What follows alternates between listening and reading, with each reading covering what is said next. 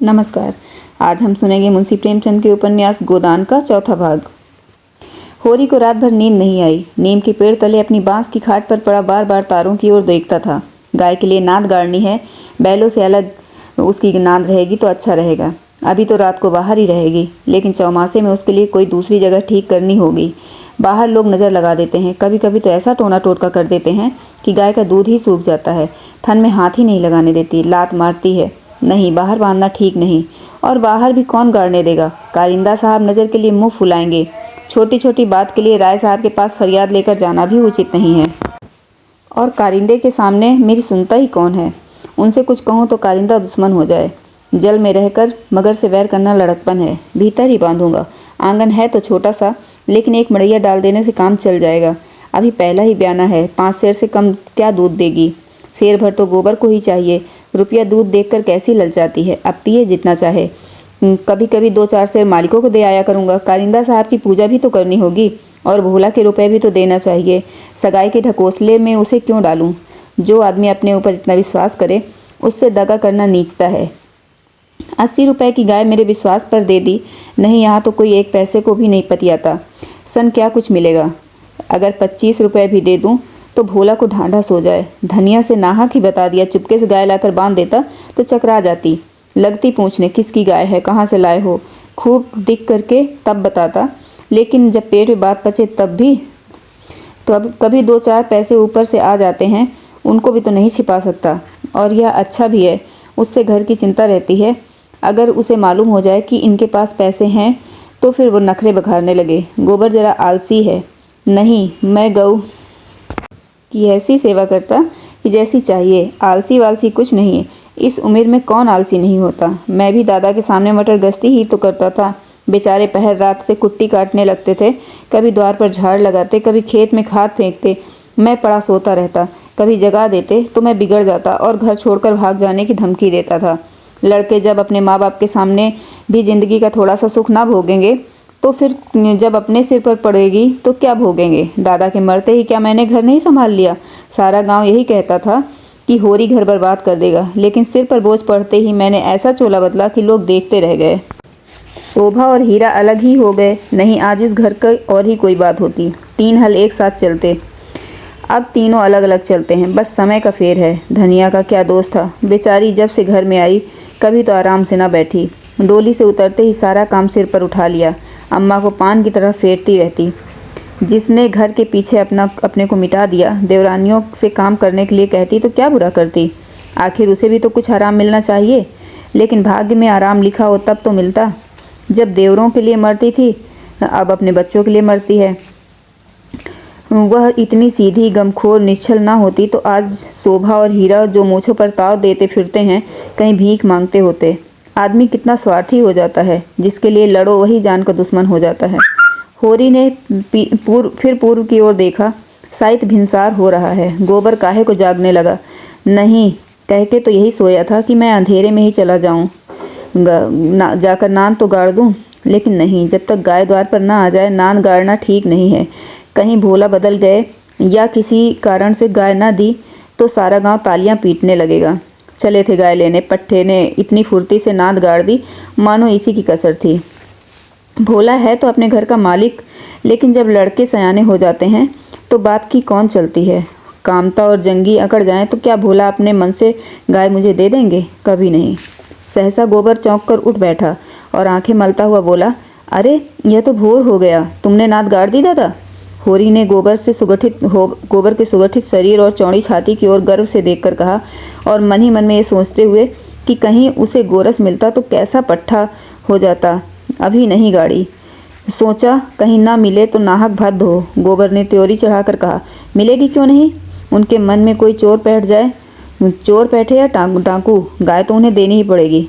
गोबर ने और कुछ ना कहा, लाठी कंधे पर रखी और चल दिया।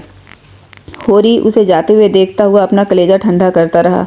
अब लड़के की सगाई में देर न करनी चाहिए। 17वां लग गया है, मगर करे कैसे? कहीं पैसे के दर्शन भी हों तब तो।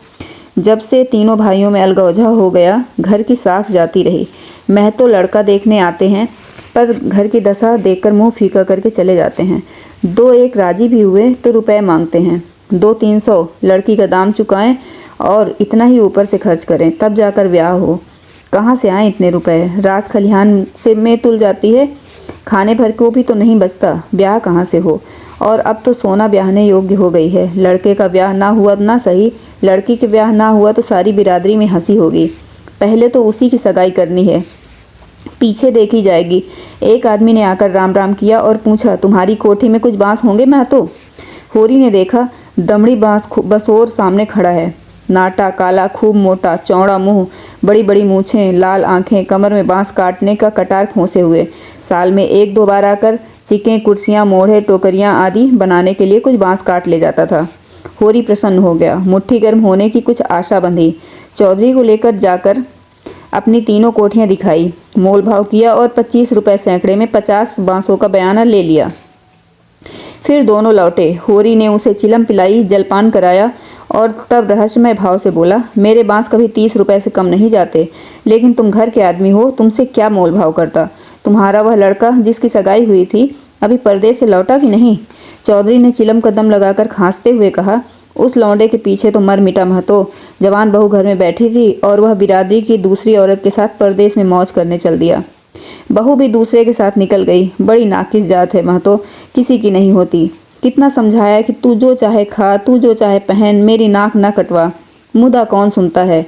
औरत को भगवान सब कुछ दे, रूप ना दे, नहीं तो वह काबू में नहीं रहती। कोठियां तो बढ़ गई होंगी।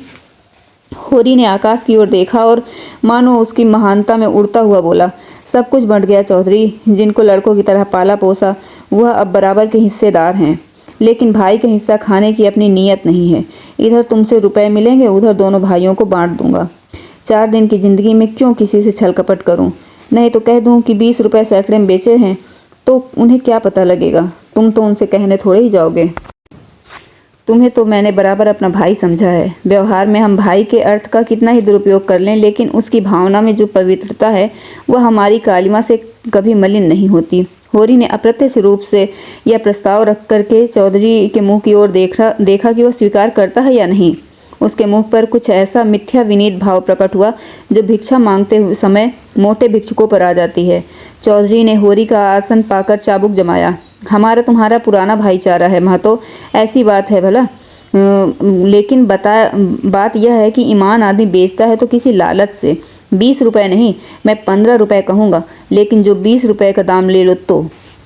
होरी ने खिसिया कर कहा, तुम तो चौधरी अंधेर करते हो। 20 रुपए में कहीं बांस ऐसे बांस जाते हैं? ऐसा क्या, इससे अच्छे बांस जाते हैं 10 रुपए पर। हाँ, 10 कोस और पश्चिम में चले जाओ तो। मोल बांस का नहीं है, शहर के बीच में होने का है। जितनी देर वहाँ जाने में लगेगी उतनी देर में यहाँ 2-4 रुपए का काम का सौदा हो जाएगा। सौदा पट गया। चौधरी ने मिर्जई उतारकर छान पर रख दी और बांस काटने लगा। ऊख की सिंचाई हो रही थी। हीरा बहू कलेवा लेकर कुएं पर जा रही थी। चौधरी को बांस काटते देखकर घूंघट के अंदर से बोली, कौन बांस काटता है? यहाँ ना कटेंगे। चौधरी ने हाथ रोक कर कहा, बांस मोल लिए हैं, 15 रुपए सैकड़ा का हुआ है, सेंत में नहीं काट रहे हैं। हीरा बहू अपने घर की मालकिन थी। उसी के विद्रोह से भाइयों में अलगी हुई थी। धनिया को परास्त करके शेर हो गई थी। हीरा कभी कभी उसे पीटता भी था। अभी हाल ही में इतना मारा था कि वह कई दिनों तक खाट से ना उठ सकी थी, लेकिन अपना पदाधिकार वह किसी तरह ना छोड़ती थी। हीरा क्रोध से उसे मारता था, लेकिन चलता था उसी के इशारों पर, उसे घोड़े की भांति, जो कभी कभी स्वामी को मार कर भी उसी के आसन के नीचे चलता है। कलेवे की टोकरी सिर से उतार कर बोली, 15 रुपए में हमारे बांस न जाएंगे चौधरी।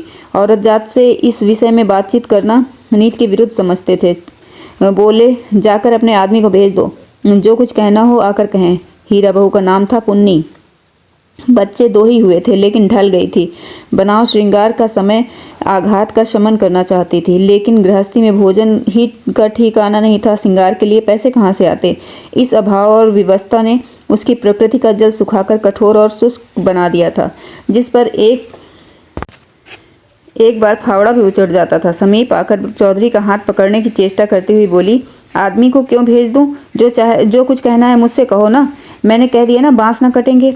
चौधरी हाथ छुड़ाता था और पुन्नी बार बार हाथ पकड़ लेती थी। 1 मिनट तक यही हाथापाई होती रही। अंत में चौधरी ने उसे जोर से पीछे धकेल दिया। पुन्नी धक्का खाकर गिर पड़ी, मगर फिर संभली और पांव से तल्ली निकालकर चौधरी के सिर, मुंह, पीठ पर अंधाधुंध जमाने लगी। बांसोर होकर उसे धकेल दे, यह उसका अपमान। मारती जाती थी और रोती भी जाती थी। चौधरी उसे धक्का देकर नारी जाति पर बल प्रयोग करके गच्चा खा चुका था। खड़े खड़े मार खाने के इस संकट से बचने की उसके पास और कोई दवा न थी। पुन्नी का रोना सुनकर होरी भी दौड़ा हुआ आया। पुन्नी ने उसे देखकर और जोर जोर से चिल्लाना शुरू किया। होरी ने समझा चौधरी ने पुनिया को मारा है। खून ने जोश मारा और अलगौजे की ऊंची बांध को तोड़ता हुआ सब कुछ अपने अंदर समेटने के लिए वो बाहर निकल पड़ा। चौधरी को जोर से एक लात जमाकर बोला, अब अपना भला चाहते हो तो चौधरी यहाँ से चले जाओ, नहीं तो तुम्हारी लहास उठेगी। तुमने मुझको समझ क्या रखा है? तुम्हारी इतनी मजाल कि मेरी बहू पर हाथ उठाओ। चौधरी कस्में खा खा कर अपनी सफाई देने लगा। तलियों की चोट में उसकी अपराधी आत्मा मौन थी। यह लात उसे निरपराध मिली और उसके फूले हुए गाल आंसुओं से भीग गए। उसने तो बहू को छुआ भी नहीं। क्या वह इतना गंवार है कि महतो के घर की औरतों पर हाथ उठाएगा? होरी ने अविश्वास करके कहा, आंखों में धूल मत झोंको चौधरी। तुमने कुछ कहा नहीं तो बहू झूठ मूठ रोती है। रुपए की गर्मी है तो वह निकाल दी जाएगी। अगर है तो क्या हुआ? है तो एक ही खून। कोई तिरछी आंख से देखे तो क्या आंख निकाल पुन्नी चंडी बनी हुई थी। आंख निकाल देगा। पुन्नी चंडी बनी हुई थी। गला फाड़ कर बोली, तूने मुझे धक्का देकर गिराया नहीं? खा जा अपने बेटे की कसम। हीरा को खबर मिली कि चौधरी और पुनिया में लड़ाई हो गई है। चौधरी ने पुनिया को धक्का दिया। पुनिया ने तल्लियों से पीटा। उसने पुर वहीं छोड़ा और औगी लिए घटनास्थल की ओर चला। गांव में अपने क्रोध के लिए प्रसिद्ध था। छोटा डील, गठा हुआ शरीर, आंखें कौड़ी की तरह निकल आई थीं और गर्दन की नसें तन गई थीं। मगर उसे चौधरी पर क्रोध न था, क्रोध था पुनिया पर। वह क्यों चौधरी से लड़ी? क्यों उसकी इज्जत मिट्टी में मिला दी? बसोर से लड़ने झगड़ने का उसे क्या प्रयोजन था? उसे जाकर हीरा से समाचार कह देना चाहिए था। हीरा जैसा उचित समझता करता। वह उससे लड़ने क्यों गई? उसका बस होता तो वह पुनिया को पर्दे में रखता। पुनिया किसी बड़े से मुंह खोलकर बातें करे, यह उसे असह्य था। वह खुद जितना उद्दंड था, पुनिया को उतना ही शांत रखना चाहता था। जब भैया ने 15 रुपए में सौदा कर दिया तो यह बीच में कूदने वाली कौन? आते ही उसने पुन्नी का हाथ पकड़ लिया और घसीटता हुआ अलग ले जाकर लगा लाते जमाने। हरामजादी, तू हमारी नाक कटाने पर लगी हुई है। तू छोटे छोटे आदमियों से लड़ती फिरती है। किसकी पगड़ी नीची होती है बता? एक लात और जमा कर। हम तो वहाँ कलेऊ की बाट देख रहे हैं, तू यहाँ लड़ाई ठाने बैठी है। इतनी बेशरम। आंखों का पानी जैसे गिर गया है, खोद कर गाड़ दूंगा। पुन्नी हाय हाय करती जाती और कोसती जाती। तेरी मिट्टी उठे, तुझे हैजा हो जाए, तुझे मरी आए, देवी मैया तुझे लील जाए, तुझे इन्फ्लुएंजा हो जाए, भगवान करे तू कोढ़ी हो जाए, हाथ पांव कट कट गिरे। और गालियां तो हीरा खड़ा खड़ा सुनता रहा, लेकिन यह पिछली गाली उसे लग गई। हैजा मरी आदि में विशेष कष्ट न था। इधर बीमार पड़ा, उधर विदा हो गए। लेकिन कोढ़, यह घिनौनी मौत, उसे और उससे भी घिनौना जीवन। वह तिलमला उठा, दांत पीसता हुआ पुनिया पर झपटा और झोंटे पकड़कर फिर उसका सिर जमीन पर रगड़ता हुआ बोला, हाथ पांव कटकर गिर जाएंगे तो मैं तुझे लेकर चाटूंगा। तू ही मेरे बाल बच्चों को पालेगी? तू ही इतनी बड़ी गिरस्ती चलाएगी? तू तो दूसरा भरतार करके किनारे खड़ी हो जाएगी। चौधरी को पुनिया की इस दुर्गति पर दया आ गई। हीरा को उदारतापूर्वक समझाने लगा, हीरा महतो, अब जाने दो, बहुत हुआ। क्या हुआ? बहू ने मुझे मारा, मैं तो छोटा नहीं हो गया? धन्य भाग कि भगवान ने यह दिन तो दिखाया। हीरा ने चौधरी को डांटा, तुम चुप रहो चौधरी, नहीं मेरे क्रोध में पड़ जाओगे तो बुरा होगा। औरत जात इसी तरह मानती है। अगर आज को तुमसे लड़ गई, कल को दूसरे से लड़ जाएगी। तुम तो भले मानस हो, हंसकर टाल गए, दूसरा तो बर्दाश्त ना करेगा। कहीं उसने भी हाथ छोड़ दिया तो कितनी आबरू रह जाएगी बताओ। इस ख्याल ने उसके क्रोध को और फिर भड़का दिया। लपका था कि होरी ने दौड़कर पकड़ लिया और उसे पीछे हटाते हुए बोला, अरे हो गया तो देख लिया उस दुनिया ने कि तुम बहादुर हो। अब क्या उसे पीस कर ही पी जाओगे? हीरा अब भी बड़े भाई का अदब करता था, सीधे सीधे न लड़ता था। चाहता तो एक झटके में अपना हाथ छुड़ा लेता, लेकिन इतनी बेअदबी ना कर सका। चौधरी की ओर देखकर बोला, अब खड़े क्या ताकते हो, जाकर अपना बांस काटो। मैंने सही कर दिया है, 15 रुपये सैकड़े में तय हैं। कहाँ तो पुन्नी रो रही थी, कहाँ झनक कर उठी और अपना सिर पीट कर बोली, लगा दे घर में आग। मुझे क्या करना है? भाग फूट गया कि तुम जैसे कसाई के पाले पड़ी। लगा दे घर में आग। उसने कलेव की टोकरी वहीं छोड़ दी और घर की ओर चली। हीरा गरजा, वहाँ कहाँ जाती है? चल कुएं पर, नहीं खून पी जाऊंगा। पुनिया के पांव रुक गए। इस नाटक का दूसरा अंक ना खेलना चाहती थी। चुपके से टोकरी उठाकर रोती हुई कुएं की ओर चली। हीरा भी पीछे पीछे चला। होरी ने कहा, अब फिर मार धाड़ न करना, इससे औरत बेशरम हो जाती है। धनिया के द्वार पर आकर हाँक लगाई, तुम वहाँ खड़े खड़े क्या धनिया ने द्वार पर आकर हाँक लगाई, तुम वहाँ खड़े खड़े क्या तमाशा देख रहे हो? कोई तुम्हारी सुनता भी है कि यूं ही शिक्षा दे रहे हो? उस दिन इसी बहू ने तुम्हें घूंघट की आड़ में डांढ़ी जार कहा था, भूल गए? बहुरिया होकर पराये मर्दों से लड़ेगी तो डांटी न जाएगी? होरी द्वार पर आकर नटखटपन के साथ बोला, और जो मैं उसी तरह तुझे मारूं? क्या कभी मारा नहीं जो मारने की साध बनी हुई है? इतनी बेदर्दी से मारता तो तू घर छोड़कर भाग जाती। पुनिया बड़ी गमखोर है। ओहो, ऐसे ही तो बड़े दर्द वाले हो, अभी तक मार का दाग बना हुआ है। हीरा मारता है तो दुलराता भी है। तुमने खाली मारना सीखा है, दुलार करना नहीं सीखा। मैं ही ऐसी हूँ कि तुम्हारे साथ निभाह हुआ। अच्छा रहने दे, बहुत अपना बखान ना कर। तू ही रूठ रूठ कर नैहर भागती थी। मैं जब महीनों खुशामद करता था तब जाकर आती थी। जब अपनी गरज सताती थी तब मनाने जाते थे। लाला मेरे मरे नहीं जाते थे दुलार से, इसी से तो मैं सबसे तेरा बखान करता हूँ। वैवाहिक जीवन के प्रभात में लालसा अपनी गुलाबी मादकता के साथ उदय होती है और हृदय के सारे आकाश को अपने माधुर्य की सुनहरी किरणों से रंजित कर देती है। फिर मध्याह्न का प्रखर ताप आता है। क्षण क्षण पर बगुले उठते हैं और पृथ्वी कांपने लगती है। लालसा का सुनहरा आवरण हट जाता है और वास्तविकता अपने नग्न रूप में सामने आ खड़ी होती है। उसके बाद विश्राममय संध्या आती है, शीतल और शांत, जब हम थके हुए पथिकों की भांति दिन भर की यात्रा का वृतांत कहते हैं और सुनते हैं, तटस्थ भाव से, मानो हम किसी ऊंचे शिखर पर जा बैठे हों, जहाँ नीचे का जन रव हम तक नहीं पहुँचता। धनिया ने आंखों में रस भरकर कहा, चलो चलो, बड़े बखान करने वाले, जरा सा कोई काम बिगड़ जाए तो गर्दन पर सवार हो जाते हो। होरी ने मीठे उल्हानों के साथ कहा, ले अब यही तेरी बेइंसाफ़ी हुई, मुझे अच्छी नहीं लगती। धनिया भोला से पूछा, मैंने उससे तेरे बारे में क्या कहा था? धनिया ने बात बदल कर कहा, देखो गोबर गाय लेकर आता है कि खाली हाथ? चौधरी ने पसीने में लथपथ आकर कहा, महतो चलकर बांस गिन लो, कल ठेला लाकर उठा ले जाऊंगा। होरी ने बांस गिनने की ज़रूरत ना समझी। चौधरी ऐसा आदमी नहीं था। फिर एक आध बांस बेसी काट भी लेगा तो क्या, रोज ही तो मंगनी के बांस कटते हैं। सहालगों में तो मंडप बनाने के लिए लोग दर्जनों बांस काट ले जाते हैं। चौधरी ने 7.5 रुपये निकाल कर उसके हाथ में रख दिए। होरी ने गिन कर कहा, और निकालो, हिसाब से तो 2.5 होते हैं। चौधरी ने बेमुरवती से कहा, 15 रुपये में तय हुआ है कि नहीं? 15 रुपये में नहीं, 20 रुपये में। हीरा महतो ने तुम्हारे सामने 15 रुपये कहे थे, कहो तो बुला लाऊं? तय तो 20 में रुपये में हुए थे चौधरी। अब तुम्हारी जीत है तो तुम चाहे जो कहो। 2.5 रुपये निकलते हैं, तुम 2 ही दे दो। मगर चौधरी कच्ची गोलियां न खेला था। अब उसे किसका डर? होरी के मुंह में तो ताला पड़ा हुआ था, क्या कहे, माथा ठोंक कर रह गया। बस इतना बोला, यह अच्छी बात नहीं है चौधरी, 2 रुपये दबाकर राजा न हो जाओगे। चौधरी तीक्ष्ण स्वर में बोला, और तुम क्या भाइयों के थोड़े से पैसे दबाकर राजा हो जाओगे?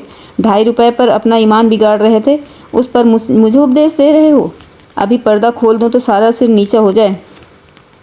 होरी पर जैसे सैकड़ों जूते पड़ गए। चौधरी तो रुपए के सामने जमीन पर रखकर चला गया, पर वह नीम के नीचे बैठा बड़ी देर तक पछताता रहा। वह कितना लोभी और स्वार्थी है, इसका उसे आज पता चला। चौधरी ने 2.5 रुपये दे दिए होते तो वह खुशी से कितना फूल उठता, अपनी चालाकी को सराहता कि बैठे बिठाए 2.5 रुपये मिल गए।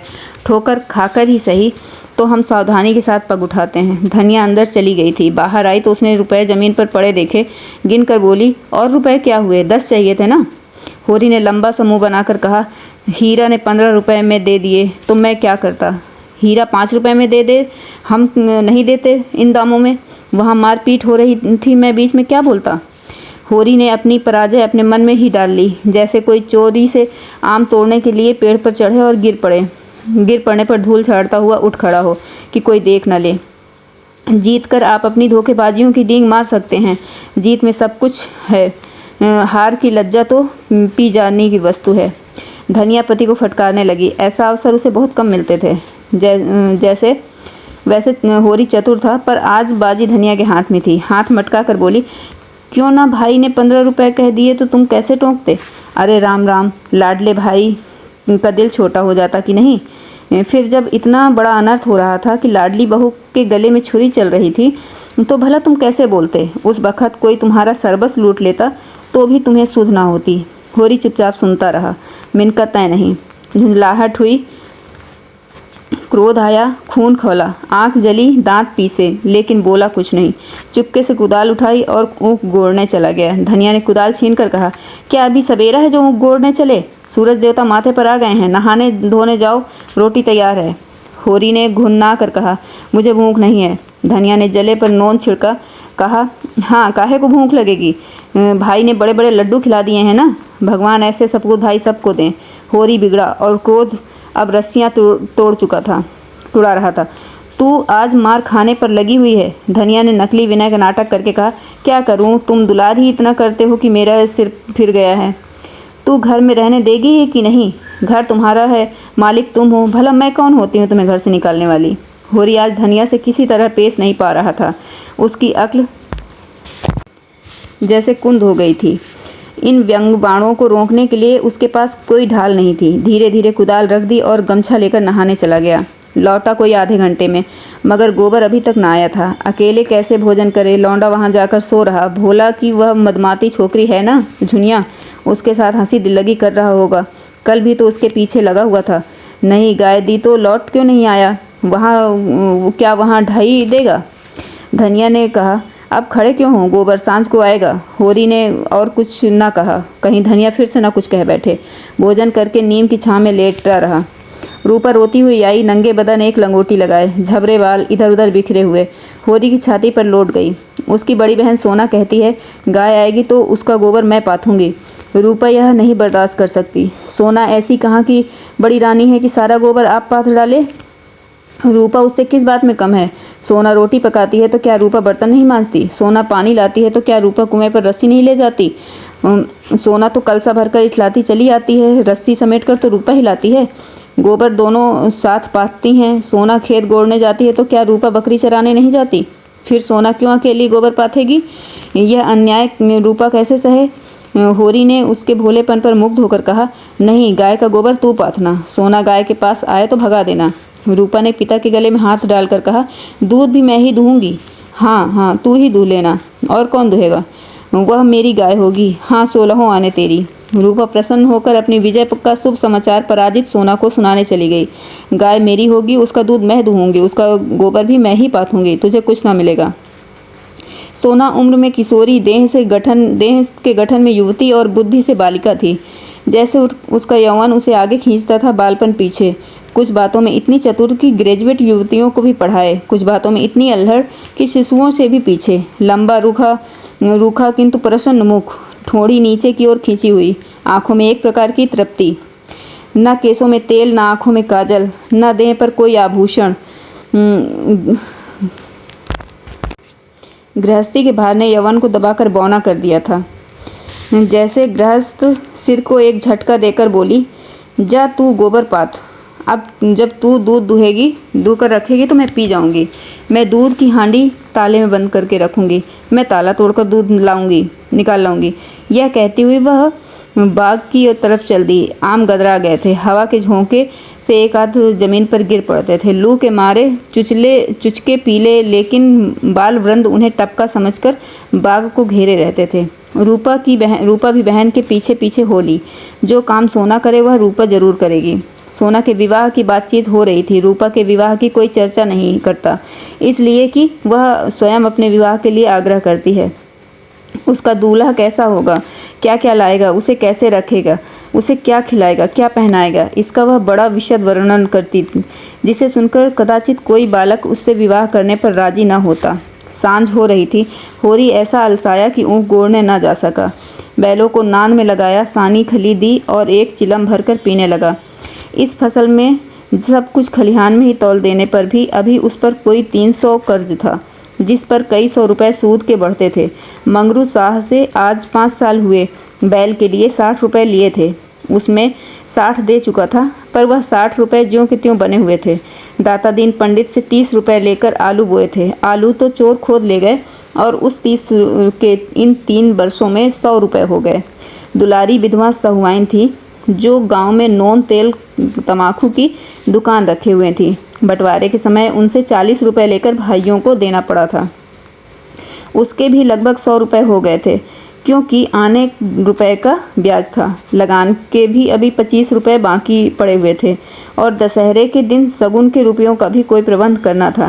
बांसों के रुपए बड़े अच्छे समय पर मिल गए, शगुन की समस्या हल हो जाएगी। लेकिन कौन जाने, यहाँ तो एक एक धेला भी हाथ में आ जाए तो गांव में शोर मच जाता है और लेनदार चारों तरफ से नोचने लगते हैं। ये 5 रुपए तो वो शगुन में देगा, चाहे कुछ हो जाए। मगर अभी जिंदगी के 2 बड़े बड़े काम सिर पर सवार थे। गोबर और सोना का विवाह, बहुत हाथ बांधने पर भी 300 से कम ना खर्च होंगे। ये 300 किसके घर से आएंगे?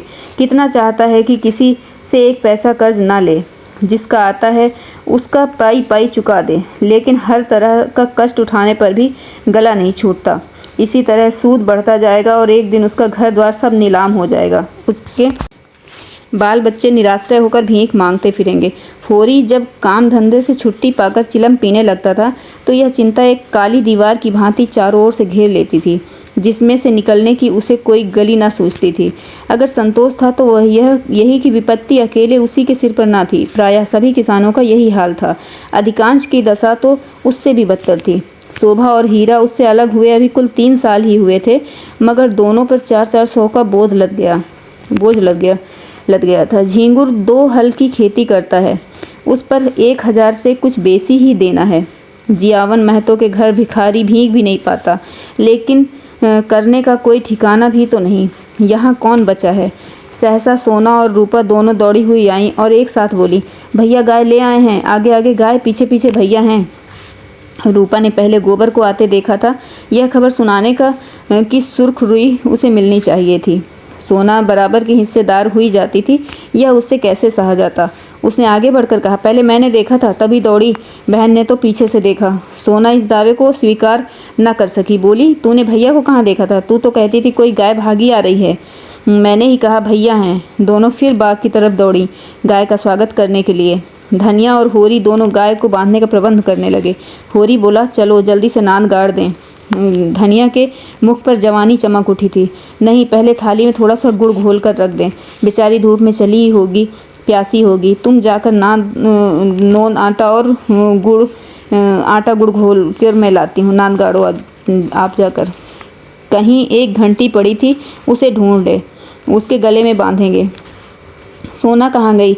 साहुआइन के दुकान से थोड़ा काला डोरा मंगवा लो, गाय को नज़र बहुत लगती है। आज मेरे मन की बड़ी भारी लालसा पूरी हो गई। धनिया अपने हार्दिक उल्लास को दबाए रखना चाहती थी। इतनी बड़ी संपदा अपने साथ कोई नया बाधा न लाए, शंका उसके निराश हृदय में कंपन कर डाल रही थी। आकाश की ओर देखकर बोली, गाय के आने का आनंद तो तब है कि जब उसका पौरा भी अच्छा हो। भगवान की मन की बात है। मानो वह भगवान को भी धोखा देना चाहती थी, भगवान को भी दिखाना चाहती थी कि इस गाय के आने से उसे इतना आनंद नहीं हुआ कि ईर्ष्यालु भगवान सुख का पलड़ा ऊंचा करने के लिए कोई नई विपत्ति भेज दें। वह अभी आटा घोल रही थी कि गोबर गाय को लिए बालकों के एक जुलूस के साथ द्वार पर आ पहुंचा। होरी दौड़कर गाय को गले से लिपट गया। धनिया ने आटा छोड़ दिया और जल्दी से एक पुरानी साड़ी का काला किनारा फाड़कर गाय के गले में बांध दिया। होरी श्रद्धा विह्वल नेत्रों से गाय को देख रहा था, मानो साक्षात देवी जी ने घर में पदार्पण किया हो। आज भगवान ने यह दिन दिखाया कि उसका घर गऊ के चरणों से पवित्र हो गया। यह सौभाग्य न जाने किसके पुण्य प्रताप से है। धनिया ने भयातुर होकर कहा, खड़े क्या हो, आंगन में नांद गाड़ दो। आंगन में जगह कहाँ है? बहुत जगह है, मैं तो बाहर ही गाड़ता हूँ। पागल ना बनो, गांव का हाल जानकर भी अनजान बनते हो। अरे बित्ते भर के आंगन में गाय कहाँ बंधेगी भाई? जो बात नहीं जानते उसमें टांग मत अड़ाया करो, संसार भर की विद्या पढ़े हो। होरी सचमुच आपे में न था। गऊ उसके लिए केवल भक्ति और श्रद्धा की वस्तु नहीं, सजीव संपत्ति भी थी। वह उससे अपने द्वार की शोभा और अपने घर का गौरव बढ़ाना चाहता था। वह चाहता था लोग गाय को द्वार पर बंधे देखकर पूछें, यह किसका घर है? लोग कहें कि होरी महतो का, तभी लड़की वाले भी उसकी विभूति से प्रभावित होंगे। आंगन में बंधी होगी तो कौन देखेगा? धनिया इसके विपरीत सशंक थी। वह गाय को 7 पर्दों के अंदर छिपाकर रखना चाहती थी। अगर गाय 8 पहर कोठरी में रह सकती तो वह शायद उसे बाहर भी न निकलने देती। यूँ हर बात में होरी की जीत होती थी। वह अपने पक्ष में अड़ जाता था और धनिया को दबना पड़ता था। लेकिन आज धनिया के सामने होरी की एक न चली। धनिया लड़ने पर तैयार हो गई। गोबर, सोना और रूपा घर होरी के पक्ष में था। सारा घर होरी के पक्ष में था। धनिया ने अकेले सबको परास्त कर दिया। आज उसमें एक विचित्र आत्मविश्वास और होरी में एक विचित्र विनय का उदय हो गया था। मगर तमाशा कैसे रुक सकता था? गाय डोली में बैठकर तो आई नहीं थी। ये कैसे संभव था कि गांव में इतनी बड़ी बात हो जाए और तमाशा ना लगे? जिसने सुना सब काम छोड़कर देखने दौड़ा। यह मामूली देसी गऊ नहीं है। भोला के घर में 80 रुपए की गाय आई है। भोला के घर से 80 रुपए की गाय आई है। होरी 80 रुपए क्या देंगे? 50-60 रुपए में लाए होंगे। गांव के इतिहास में 50-60 रुपए की गाय का आना भी अभूतपूर्व बात थी। बैल तो 50 रुपए के भी आए थे, 100 के भी आए थे, लेकिन गाय के लिए इतनी बड़ी रकम किसान क्या खा के खर्च करेगा? यह तो ग्वालों के ही कलेजा है कि अंजलियों में रुपए गिनाते हैं। गाय क्या है? साक्षात देवी का रूप है। दर्शकों आलोचकों का तांता लग गया हुआ था और होरी दौड़ दौड़ कर सबका सत्कार कर रहा था। इतना विनम्र, इतना प्रसन्न चित्त वह कभी न था। 70 साल के बूढ़े पंडित दाता दीन लाठियां टेकते हुए आए और पोपले मुंह से बोले, होरी कहाँ हो? तनिक हम भी तुम्हारी गाय देख लें। सुना है बड़ी सुंदर है। होरी दौड़कर पौलागन किया और मन में अभिमाननय उल्लास का आनंद उठाता हुआ बड़े सम्मान से पंडित जी को आंगन में ले गया। महाराज ने गऊ को अपनी पुरानी अनुभवी आंखों से देखा। सींगें देखी, थन देखा, पुट्ठा देखा और घनी सफ़ेद भौहों के नीचे छिपी हुई आंखों से में जवानी की उमंग भरकर बोले, कोई दोष नहीं बेटा, बाल भौरी सब ठीक है। भगवान चाहेंगे तो तुम्हारे भाग खुल जाएंगे। ऐसे अच्छे लक्षण है कि वाह, बस रातिब न कम होने पाए। एक एक बाछा 100-100 का होगा। होरी ने आनंद के सागर में डुबकियां खाते हुए कहा, सब आपका आशीर्वाद है दादा। दाता दीन ने सुरती की पीक थूकते हुए कहा, मेरा आशीर्वाद नहीं है, भगवान की दया है। यह सब प्रभु की दया है। रुपए नगद दिए? होरी ने बेपर की उड़ाई। अपने महाजन के सामने भी अपनी समृद्धि प्रदर्शन का ऐसा अवसर पाकर वह कैसे छोड़े? टके की नई टोपी सिर पर रखकर जब हम अकड़ने लगते हैं, जरा देर के लिए किसी सवारी पर बैठकर जब हम आकाश में उड़ने लगते हैं, तो इतनी बड़ी विभूति पाकर क्यों ना उसका दिमाग आसमान पर चढ़े। बोला ऐसा भलमानस नहीं है कि महाराज की नगद न गिनाए और पूरा चौकस। अपने महाजन के सामने यह डींग मारकर होरी ने नादानी तो कर दी थी, पर दाता दीन के मुख पर असंतोष का कोई चिन्ह ना दिखाई दिया। इस कथन में कितना सत्य है यह उसकी उन बुझी हुई आंखों में छिपा न रह सका, जिनमें ज्योति की जगह अनुभव छिपा बैठा था। प्रसन्न होकर बोले, कोई हरज नहीं बेटा, कोई हरज नहीं, भगवान सब कल्याण करेंगे। 5 सेर दूध है इसमें, बच्चे के लिए छोड़कर। धनिया ने तुरंत टोका, अरे नहीं महाराज, इतना दूध कहाँ, बुढ़िया तो हो गई है, फिर यहाँ रातिब कहाँ धरा है। दाता दीन ने मर्म आँखों से देखकर उसकी सतर्कता को स्वीकार किया, मानो कह रहे हों, गृहिणी का यही धर्म है, सीटना मर्दों का काम है, उन्हें सीटने दो। फिर रहस्य भरे स्वर में बोले, बाहर न बांधना, इतना कह देते हैं। धनिया ने पति की ओर विजयी आंखों से देखा, मानो कह रही हो, लो अब तो मानोगे। दाता दीन से बोली, नहीं महाराज, बाहर क्या बांधेंगे, भगवान दे तो इसी आंगन में 3 गाय और बांध सकती हैं। सारा गांव देखने आया, नहीं आए तो शोभा और हीरा, जो अपने सगे भाई थे। होरी के हृदय में सगे भाइयों के लिए अब भी कोमल स्थान था। वह दोनों आकर देख लेते और प्रसन्न हो जाते तो उसकी मनोकामना पूरी हो जाती। सांझ हो गई, दोनों पुर लेकर लौट आए। इसी द्वार से निकले, पर कुछ पूछा नहीं। होरी ने डरते डरते धनिया से कहा, न शोभा आया न हीरा, सुना न होगा। धनिया बोली, तो यहाँ कौन उन्हें बुलाने जाता है? तू बात तो समझती नहीं, लड़ने के लिए तैयार रहती है। भगवान ने जब यह दिन दिखाया है तो हमें सिर झुकाकर चलना चाहिए। आदमी को अपने सगों के मुंह से अपनी भलाई बुराई सुनने की जितनी लालसा होती है, बाहर वालों के मुंह से नहीं। फिर अपने भाई लाख बुरे हों तो भी अपने भाई ही हैं। अपने हिस्से बखरे के लिए सभी लड़ते हैं, पर इससे खून थोड़ी ही बंट जाता है।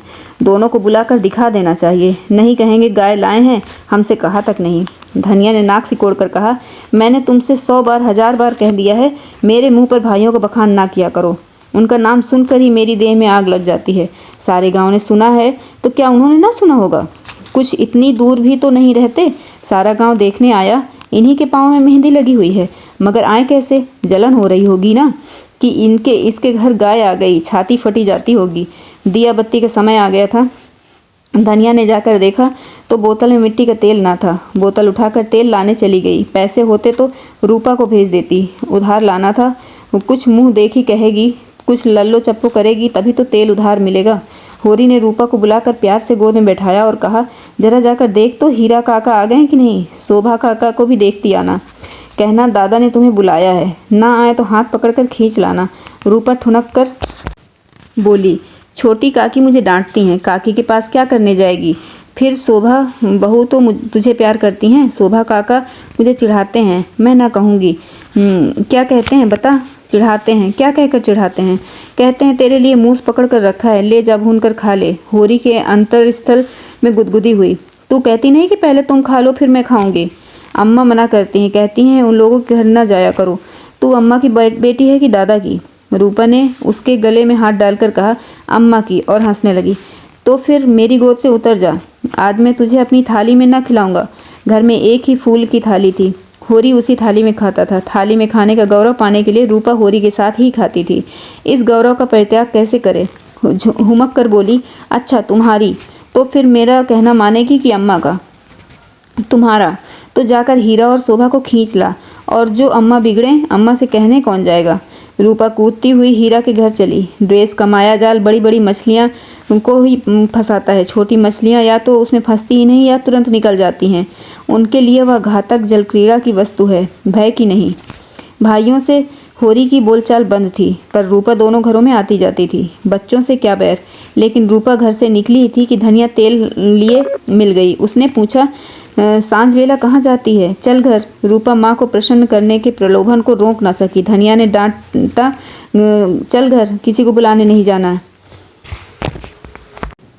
रूपा का हाथ पकड़े हुए वह घर आई और होरी से बोली, मैंने तुमसे 1000 बार कह दिया मेरे लड़कों को किसी घर ना भेजा करो। किसी ने कुछ करा दिया तो मैं तुम्हें लेकर चाटूंगी। ऐसा कि बड़ा प्रेम है तो आप क्यों नहीं जाते।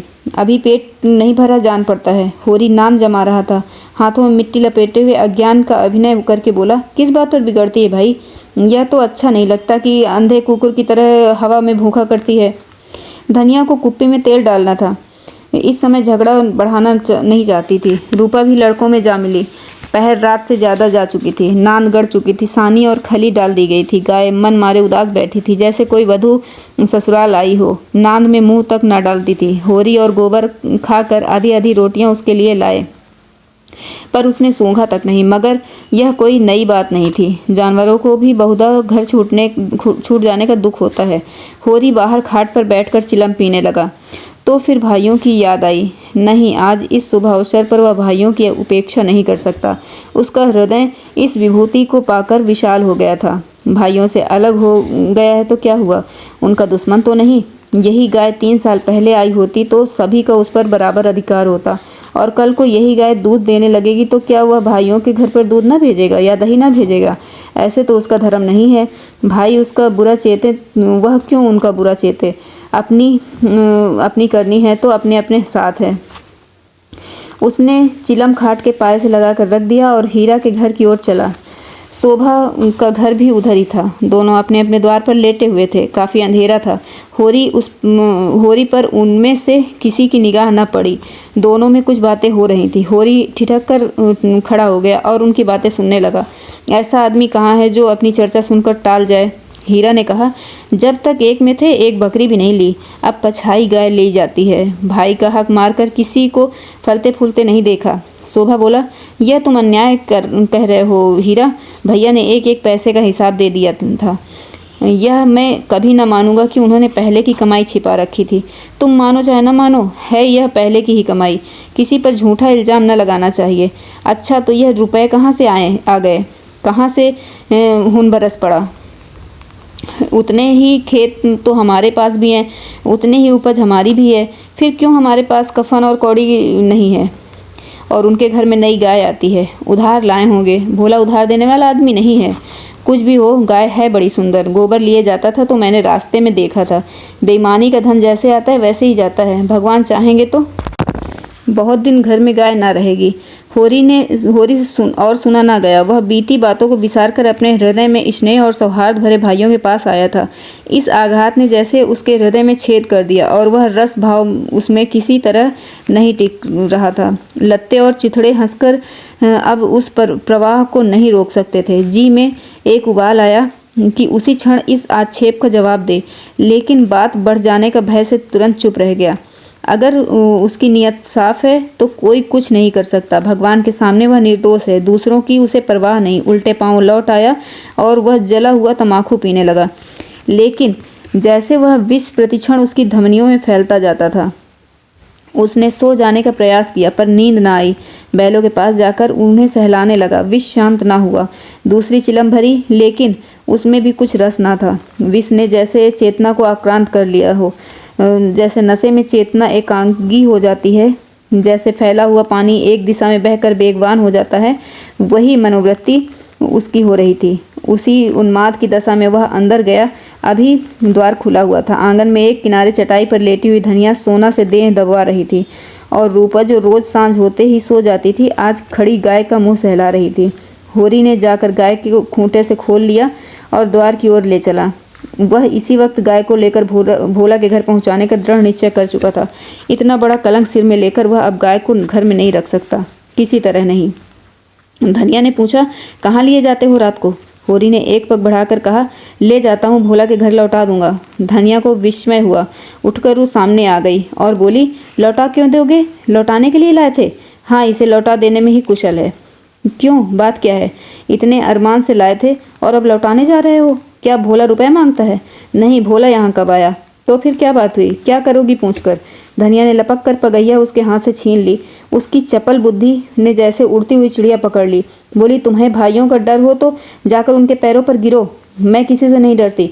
अगर हमारी बढ़ती देखकर किसी की छाती फटती है तो फट जाए, मुझे परवाह नहीं है। होरी ने विनीत स्वर से कहा। धीरे धीरे बोल महारानी, कोई सुने तो कहे कि ये सब इतनी रात में लड़ रहे हैं। मैं अपने कानों से क्या सुनाया हूँ तू क्या जाने। यहाँ चर्चा हो रही है कि मैंने अलग होते समय रुपए दबा लिए थे और भाइयों को धोखा दिया था। यही रुपए अब निकल रहे हैं। हीरा कहता होगा। सारा गांव कह रहा है। हीरा को क्या बदनाम करूं? सारा गांव नहीं कह रहा है, अकेला हीरा ही कह रहा होगा। मैं अभी जाकर पूछती हूँ ना कि हाँ, तुम्हारे बाप ने कितने रुपए छोड़कर तुम्हारे बाप मरे थे। दाढ़ीदारों के पीछे हम बर्बाद हो गए, सारी जिंदगी मिट्टी में मिला दी, पाल पोस कर साढ़ किया और अब हम बेईमान हो गए। मैं कह देती हूँ, अगर गाय घर से बाहर निकली तो अनर्थ हो जाएगा। रख लिए हमने रुपए, दबा लिए, बीज खेत दबा लिए। डंके की चोट पर कहती हूँ, मैंने हंडे भर असरफियाँ छिपा ली। हीरा और शोभा और संसार को जो कहना हो, जो करना हो कर ले। क्यों ना रुपए रख लें? दो दो सांडों के ब्याह नहीं किया, गौना नहीं किया। होरी सिटपिटा गया। धनिया ने उसके हाथ से पगैया छीन ली और गाय को लेकर खूंटे से बांधकर द्वार की ओर चली। होरी ने उसे पकड़ना चाहा पर वह बाहर जा चुकी थी। वहीं सिर थाम कर बैठ गया। बाहर उसे पकड़ने की चेष्टा करके वह कोई नाटक नहीं दिखाना चाहता था। धनिया के क्रोध को खूब जानता था। बिगड़ती है तो चंडी हो जाती है, मारो काटो सुनेगी नहीं। लेकिन हीरा तो एक ही गुस्सेवर है, कहीं हाथ चला दे तो परलय हो जाएगी। नहीं, हीरा इतना मूर्ख नहीं है। मैंने कहाँ से ये कह दिया कि और आग लगा दी। उसे अपने आप पर क्रोध लगा। बात मन में रख लेता तो क्यों यह टंटा खड़ा होता। सहसा धनिया का कर्कश स्वर कान में आया। हीरा की गरज भी सुनाई पड़ी। फिर पुन्नी की पैनी पीक भी आंखों में चुभी। सहसा उसे गोबर की याद आई। बाहर लपक कर उसकी खाट देखी। गोबर वहाँ ना था। गजब हो गया, गोबर भी वहाँ पहुँच गया। अब कुशल नहीं है, उसका नया खून है, न जाने क्या कर बैठे। लेकिन होरी वहाँ कैसे जाए? हीरा कहेगा, आप तो बोलते नहीं, जाकर इस डायन को लड़ने के लिए भेज दिया है। कोलाहल प्रतिक्षण प्रचंड होता जाता था। सारे गांव में जाग पड़ गई। मालूम होता था कहाँ आग लग गई है और लोग खाट से उठ कर बुझाने के लिए दौड़े जा रहे हैं। इतनी देर तक तो वह जब्त किए बैठा रहा, फिर ना रहा गया। धनिया पर क्रोध आया। वह क्यों चढ़कर लड़ने गई? अपने घर में आदमी ना जाने किसको क्या कहता है। जब तक कोई मुंह पर बात ना कहे तो यही समझना चाहिए कि उससे कुछ नहीं कहा। होरी की कृषक प्रकृति झगड़े से भागती थी। चार बातें सुनकर गम खा जाना इससे कहीं अच्छा है कि आपस में तनाजा हो, कहीं मारपीट हो जाए तो थाना पुलिस हो। बंधे बंधे फिरो, सबकी चिरौरी करो, अदालत की धूल फांको, खेती बाड़ी जहन्नुम में मिल जाएगी। उसका हीरा पर तो कोई बस ना था, मगर वह धनिया को वह ज़बरदस्ती खींच ला सकता है। बहुत होगा, गालियाँ दे लेगी, 1-2 दिन रूठी रहेगी, थाना पुलिस की नौबत तो ना आएगी। जाकर हीरा के द्वार पर सबसे दूर दीवार की आड़ में खड़ा हो गया। एक सेनापति की भांति मैदान में आने के पहले परिस्थिति को अच्छी तरह समझ लेना चाहता था। अगर अपनी जीत हो रही है तो बोलने की कोई ज़रूरत नहीं, हार हो रही है तो तुरंत कूद पड़ेगा। देखा तो वहाँ 50 आदमी जमा हो गए। पंडित दाता दीन, लाला पटेश्वरी, दोनों ठाकुर जो गांव के करता धरता थे, सभी पहुंच चुके थे। धनिया का पल्ला हल्का हो रहा था। उसकी उग्रता जनमत को उसके विरुद्ध कर देती थी। वह रणनीति में कुशल ना थी। क्रोध में ऐसी जलीकटी सुना रही थी कि लोगों की सहानुभूति उससे दूर होती जा रही थी। वह गरज रही थी, तू हमें देख कर क्यों जलता है? हमें देखकर क्यों तेरी छाती फटती है? पाल पोस कर जवान कर दिया, वह उसका इनाम है। हमने ना पाला होता तो आज कहीं भीख मांग रहे होते, रुख की भी छाह ना मिलती। होरी को ये शब्द ज़रूरत से ज़्यादा कठोर जान पड़े। भाइयों का पालना पोसना तो उसका धर्म था, उनके हिस्से की जायदाद तो उनके हाथ में थी। कैसे न पालते पोसते, दुनिया में कहीं मुंह दिखाने के लायक रहते। हीरा ने जवाब दिया, हम किसी का कुछ नहीं जानते। तेरे घर में कुत्तों की तरह एक टुकड़ा खाते थे और दिन दिन भर काम करते थे। जाना ही नहीं कि लड़कपन और जवानी कैसी होती है। दिन दिन भर सूखा गोबर बिना करते थे, उस पर भी तू बिना 10 गाली दिए रोटी न देती थी। तेरी जैसी राक्षसिन के हाथ में जिंदगी तल्ख हो गई। धनिया भी और तेज हुई, जबान संभाल नहीं जीभ खींच लूंगी। राक्षसिन तेरी औरत होगी, तू है किस फेर में? मुंडी काटे, टुकड़े खोर, नमक हराम। दातादीन ने टोका, इतना कटु वचन क्यों बोलती हो धनिया? नारी का धर्म है कि गम खाए। वह तो उज्जड है, क्यों उसके मुँह लगती हो? लाला पटवारी ने उसका समर्थन किया। बात का जवाब बात है, गाली नहीं। तूने लड़कपन में उसे पाला पोसा था, लेकिन यह क्यों भूल जाती हो कि उसकी जायदाद भी तेरे हाथ में थी? धनिया ने समझा सबके सब मिलकर मुझे नीचा दिखाना चाहते हैं। चौमुख लड़ाई लड़ने के लिए तैयार हो गई। अच्छा रहने दो लाला, मैं सबको पहचानती हूँ। इस गांव में रहते हो 20 साल हो गए, एक एक की नस पहचानती हूँ। मैं गाली दे रही हूँ, वह फूल बरसा रहा है क्यों? दुलारी सहुआइन ने आग पर घी डाला। बाई बड़ी गाल दराज औरत है भाई, मर्द से मुंह लगती है। होरी ही जैसा मर्द है कि इसका निवाह होता है। दूसरा मर्द होता तो एक दिन ना पटती। अगर हीरा इस समय जरा नर्म हो जाता तो उसकी जीत हो जाती, लेकिन ये गालियां सुनकर आपे से बाहर हो गया। औरों को अपने पक्ष में देखकर वह कुछ शेर हो गया था। गला फाड़ कर बोला, चली जा मेरे द्वार से, नहीं जूतों से बात करूंगा, झोंटा पकड़कर उखाड़ लूंगा। गाली देती है डाइन, बेटे का घमंड हो गया है। पांसा पलट गया। होरी का खून खौल उठा, बारूद में जैसे चिंगारी पड़ गई हो। आगे आकर बोला, अच्छा बस अब चुप हो जाओ हीरा, अब नहीं सुना जाता। मैं इस औरत को क्या कहूँ? जब मेरी पीठ में धूल लगती है तो इसी के कारण, ना जाने क्यों इसे चुप नहीं रहा जाता।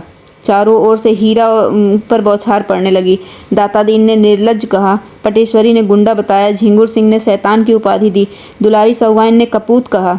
एक उद्दंड शब्द ने धनिया का पल्ला हल्का कर दिया था। हीरा को गच्चे में डाल दिया। उस पर होरी के संयत वाक्य ने शब्द की भी पूरी कर दी। हीरा संभल गया। सारा गांव उसके विरुद्ध हो गया था। अब चुप रहने में ही उसकी कुशल थी। क्रोध के नशे में भी इतना होश उसे बाकी था। धनिया का कलेजा दूना हो गया। होरी से बोली, सुन लो कान खोल के, भाइयों के लिए मरते हो? ये भाई हैं, ऐसे भाई का मुंह ना देखें। यह मुझे जूतों से मारेगा? खिला पिला। होरी ने डांटा, फिर क्यों बकबक करने लगी तू? घर क्यों नहीं जाती? धनिया जमीन पर बैठ गई और आर्त स्वर में बोली, अब तो इसके जूते खा के ही जाऊंगी। जरा इसकी मर्दूमी देख लूं, कहाँ है गोबर? अब किस दिन काम आएगा? तू देख रहा है बेटा, तेरी माँ को जूते से मारे जा रहे हैं। क्यों यूं बिलाप करके उसने अपने क्रोध के साथ होरी के क्रोध को भी क्रियाशील बना डाला। आग को फूंक फूंक कर उसमें ज्वाला पैदा कर दी। हीरा पराजित सा पीछे हट गया। पुन्नी उसका हाथ पकड़कर घर की ओर खींच रही थी। सहसा धनिया ने सिंघनी की भांति झपटकर हीरा को इतने जोर से धक्का दिया कि वह धर्म से गिर पड़ा और बोली, कहाँ जाता है? जूते मार जूते, देखूं तेरी मर्दूमी। होरी ने दौड़कर उसका हाथ पकड़ लिया और घसीटता हुआ घर के अंदर ले चला। इस तरह चौथा भाग समाप्त होता है। धन्यवाद।